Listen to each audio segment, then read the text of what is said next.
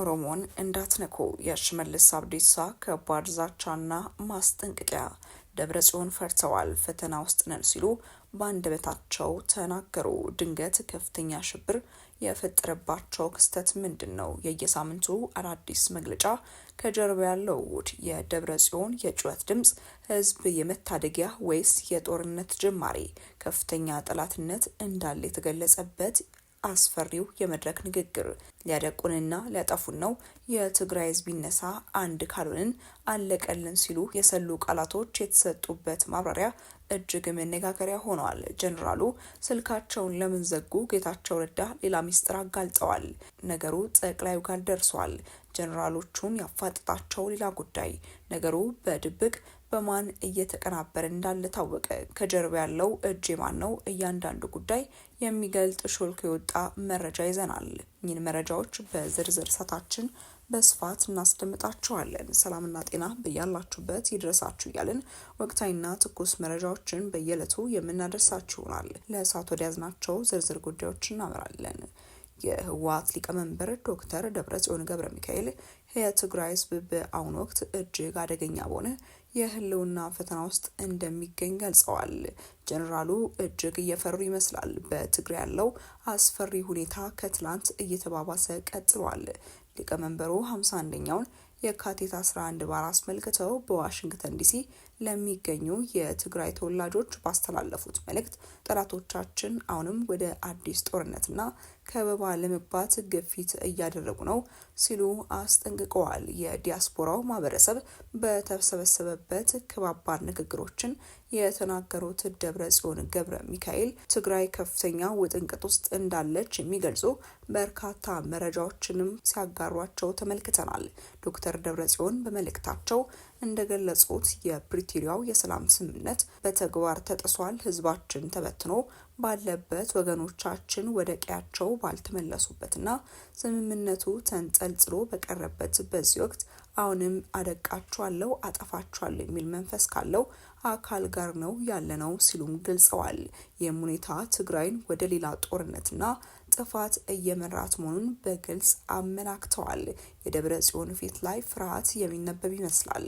የውስጥና የውጭ ሴራዎች በትግራይ አንድነት ላይ የሚሰነዘሩ ጥቃቶችን በተመለከተ ሊቀመንበሩ አዲስ የኢኮኖሚና የፖለቲካ ከበባ ለመፍጠር ግፊት እያደረገ መሆኑን በውስጥና በውጭ ያሉ ከዳተኞችና ጠላቶች የኋላ ቀርነትና የአካባቢነት ስሜቶችን በመቀስቀስ ትግራይን ለመበተን እኩይ ተግባር እያከናወኑ መሆኑን ነው ጀነራሉ ለዲያስፖራው ማህበረሰብ የገለጹት። በዲያስፖራው ረገድ የሚደረጉ የውጭ ጫናዎችና ሴራዎች ተጠናክረው መቀጠላቸውን፣ በዲፕሎማሲው ረገድ የሚደረጉ የውጭ ጫናዎችና ሴራዎች ተጠናክረው መቀጠላቸውን ለህልውናችን በጋራ እንቁም ሲሉም አክለዋል። ዶክተር ደብረጽዮን ትግራይ ገጠማትን ይህንን የማይታለፍ የሚመስል ፈተና ለመሻገር ብቸኛው መንገድ አንድነት መሆኑን አሳስበው አንዱ ነው ሲሉ መልእክታቸውንም ለግሰዋል። ሊቀመንበሩ አክለው በትጥቅ ትግሉ ወቅትም የታየውን ጥንካሬና በጦርነት ወቅት የተመዘገበውን ድል በመድገም የትግራይን ሉዓላዊነት ለማረጋገጥ ሁሉም የትግራይ ተወላጅ አቅሙን አስተባብሮ እንዲነሳ ጥሪያቸውን አቅርበዋል። በተያያዘ አቶ ጌታቸው ረዳ ከባድ ሚስጥራዊ መረጃን አጋልጠዋል። ጀነራል ታደሰ ወረደ ያበዙት ዝምታ በጌታቸው ረዳ ዘንድ የተወደደ አይመስልም። በትግራይ ያሉ ጀነራሎች ከፍተኛ ውዝግብ ውስጥ እንደገቡ የሚታወቅ ሲሆን ይህም ለበርካታ ጊዜያት ሲነገርና ሲታይ የቆየ ጉዳይ ነው። ታዲያ ጀነራል ታደሰ ወረደ አንድ ነገር ኮሽ ባለ ቁጥር ይደበቃሉ፣ ስልካቸውን ያጠፋሉ የሚሉ ትችቶች በስፋት የሚደመጡ ሲሆን ጌታቸው ረዳ በድጋሚ ባወጡት ድብቅ ሚስጥራዊ መረጃም ይህንኑ ነው የገለጹት። ጦርነቱን እንደጀመሩት በጧት ወደ ታደሰ ወረደ ደውዬ ምንድነው እየሆነ ያለው አንተስ አለህበት ወይ ብዬ ስጠይቀው አይ ምን መሰለ እናሸንፋለን የሚል እምነት ስላላቸው ነው አለኝ። እኔም በል ጦርነቱን በአስቸኳይ እንዲቆም መስራት አለብን ብዬ ሀሳብ ሳልጨርስ ቆይቼ ልደውልልህ ብሎ ስልኩን ዘጋው።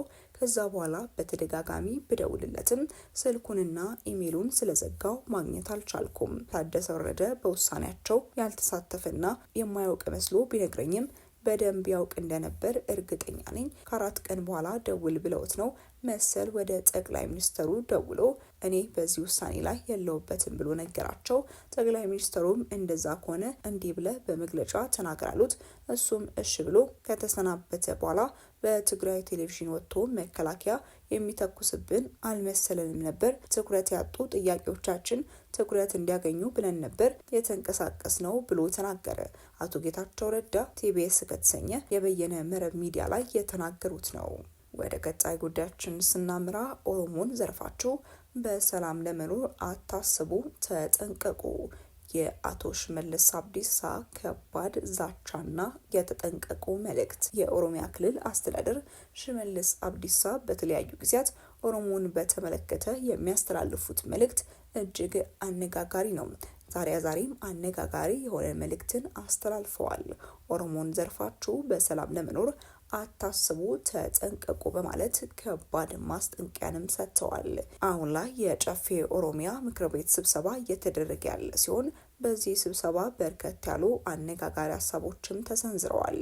የኦሮሚያ ክልል ምክትል ፕሬዝዳንት የሆኑት አቶ አውሎ አብዲ ያደረጉት ንግግር ትኩረት ስቧል። ምክትል ፕሬዝዳንቱ ኦሮሞን የሚሰርቅ ሆነ የሚዘርፍ አካል በሰላም መኖር ስለማይችል መጠንቀቅ አለበት ሲሉ ጠንካራ ማስጠንቀቂያን ሰጥተዋል። በተመሳሳይ ከ2 ሳምንት በፊት የክልሉ ፕሬዝዳንት አቶ ሽመልስ አብዲሳ በሙስና የሚያስቸግራቸው አካል ካለ በቦክስ ጭምር ገጠሟቸው ሲሉ መናገራቸው የሚታወስ ነው።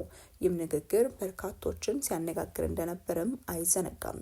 አቶ ሽመልስ የጨፌ ጉባኤ ላይ ባደረጉት ንግግር ኦሮሞ ከልማት ተገፍቶ ካለው ሀብት እንዳይጠቀም የተከለከለ የነበረ ሲሆን ከለውጡ ዓመታት ወዲህ ግን እድሉን እንዲወስን ያለውን እምቅ ሀብትም እንዲጠቀም መደረጉን ሲናገሩም ተደምጠዋል።